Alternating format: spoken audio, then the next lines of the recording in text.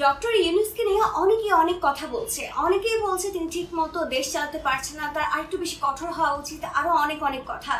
এসব বিষয় নিয়ে এবার কথা বলেছেন আন্দালিব রহমান পার্থ। আন্দালিব রহমান পার্থ আরো বলেছেন, সরকার নামানো আর সরকার চালানো এক কথা নয়। চলুন শুনে আসি কি বললেন তিনি। সামাজিক অবক্ষয় যখন হয় তখন সব জায়গাতে হয়। আমি অনেক দেখলাম যে আমি একটু একটু পজিটিভ চিন্তা করি। আমি শিওর দুঃখ থেকেই জিল্লুর ভাই বা আমার অন্যান্য ভাইরা বলেছেন সাংবাদিকতা নিয়ে। তা যাই বলেন, এই এই স্বৈরাচারী সরকারের বিরুদ্ধে গত 15 বছরে যা জানতে পেরেছি সংবাদ মাধ্যমের মাধ্যমেই জানতে পেরেছি, অন্যভাবে কিন্তু পারিনি। এই কাটছাট করে যেভাবেই হোক, ভয় ভীতি দালালি যাই হোক, কিন্তু 12টা পর্যন্ত সংবাদ দিয়ে তারপর হয়তো দালালি করেছে, কিন্তু পেয়েছি, আমরা পেয়েছি। হয়তো এখন জিল্লুর ভাই বলেন বা অন্যরা বলেন, আমরা যদি ওই স্ট্যান্ডার্ড ক্রিয়েট করতে যাই, of course not everyone is same. যেই কারণে জিল্লুর ভাই বা রোমিও ভাই সবাই তো আর একরকম হয় না, বাট আই এম শিওর আরো ভালো হওয়া যায়। বাট এগেইন কারেক্টলি সেইড, এক একটা বড় বড় কোম্পানির এক একটা প্রজেক্ট হলো এইসব টেলিভিশন কোম্পানি বা পত্রিকা কোম্পানি, যেটা তারা নিজেদের ঘুষের রেট কমানোর জন্য অনেকে বানিয়েছে, অনেকে ব্ল্যাকমেল করানোর জন্য অনেকে বানিয়েছে, অনেকে গ্যাস লাইন কেটে দিবে, ভিএটি কেটে দিবে, এটা বাড়িয়ে দিবে, এআইটি বাড়িয়ে দিবে, তাদেরও অনেক কিছু আছে। At the end of the day businessman will think about মানি। এবং আমরা এবারও দেখেছি যে বিজনেসম্যানদের যখন আপনার এই সরকার 2024-এ দামি নির্বাচন করার পর থেকে গেল, বাংলাদেশের অনেক প্রতিষ্ঠিত বড় বড় ব্যবসায়ীদেরকে দেখেছি যে তারা যখন এই বুঝে গেল যে আর হয়তো কোনোদিন ক্ষমতা থেকে যাবে না, 2041 বা প্রধানমন্ত্রী তো যাবেই না, প্রধানমন্ত্রী দেখা যাবে যে 90 বছরের পরে আইসিইউ থেকে আরো 10 বছর থাকবে। হ্যাঁ, ইট ডাজন্ট ম্যাটার, কিন্তু তারপরও কে কে আসবে তারা ঠিক করা আরম্ভ করে দিল, এরপরেই আসবে, এবং প্রধানমন্ত্রীর কোনো অল্টারনেট নাই। তখন কিন্তু আমরা অনেক বড় বড় প্রতিষ্ঠিত ব্যবসায়ীদের দেখেছি যে কিভাবে তার আউট অফ দ্য বক্স যে প্রধানমন্ত্রীকে মা ডাকছে বা যেটাকে আমরা বলি চাটুকারিতা করছে, এবং কিভাবে নিজেদেরকে বিলিয়ে দিচ্ছে। তো at the end of the day তারা হয়তো সেটার কথাই চিন্তা করেছে। তো আমি কাউকে ছোট করার কথা বলছি না, আমি ইমান হালকার কথা বলছি আর কি। অনেকে হয়তো মনে করেছে যে আমরাই সব প্ল্যান করে ফেলবো, আর উপরে কেউ নাই, আর কোনো কিছু হবে না। তো সেখান থেকেই হয়তো এটা। দেখুন, আমি জেল থেকে বের হওয়ার পর এই 5 তারিখের পরে আমি একটা মাত্র শোতে গিয়েছিলাম। আমি এরপর 1.5 মাস কোনো শোতে যাইনি। আজকে 1.5 মাস আমি যাই না, বিকজ আমি পার্সোনালি বিলিভ করি এবং প্রথম থেকেই বলি আমি যে এই সরকারকে আমাদের সুযোগ দেওয়া দরকার। এই সরকার আসছে, এই কারণে আমি বিং আ পলিটিশিয়ান, আমি আমার জায়গা থেকে জানি কোনো রং মেসেজ না যায়, এই কারণে আমি কথা বলা থেকে বিরত থাকি। কারণ আমি কথা বললে তো আমি যেটা ফিল করি সেটাই আমার বলতে হবে। আজকে আমার কিছু বলতে হবে, যেহেতু জিল্লুর ভাই আমাকে ইনভাইট করেছে।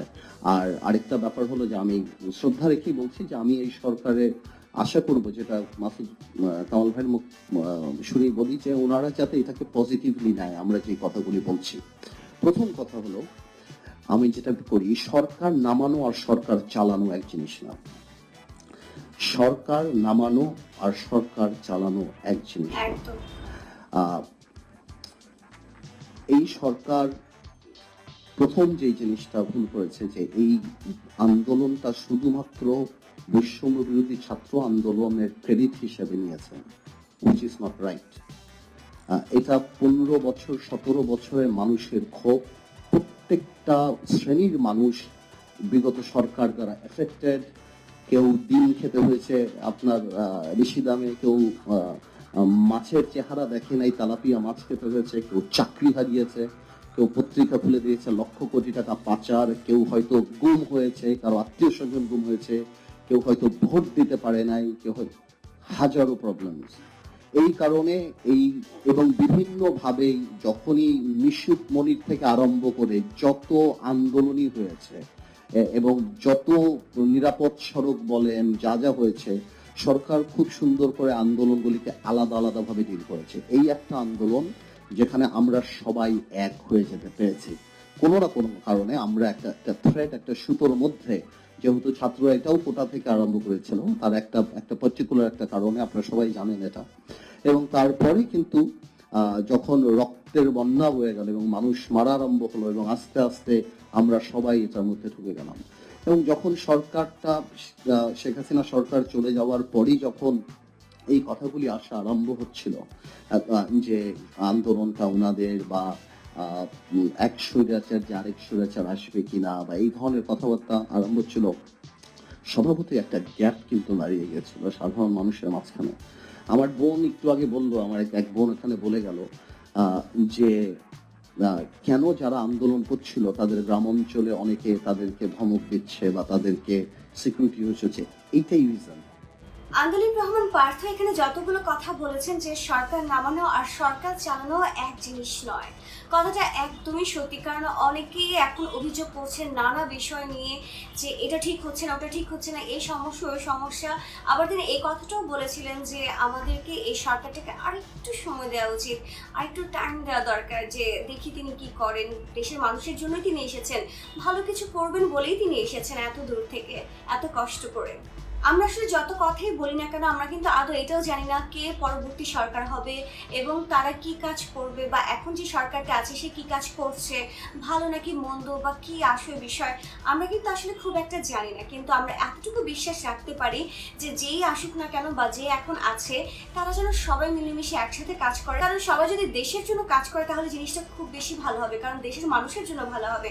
আর যদি দেশের মানুষের জন্য ভালো হয় তাহলে দেশের মানুষ এমনিতেই ভোট দেবে, কারণ দিন শেষে সবাই শান্তিতে থাকতে চায়।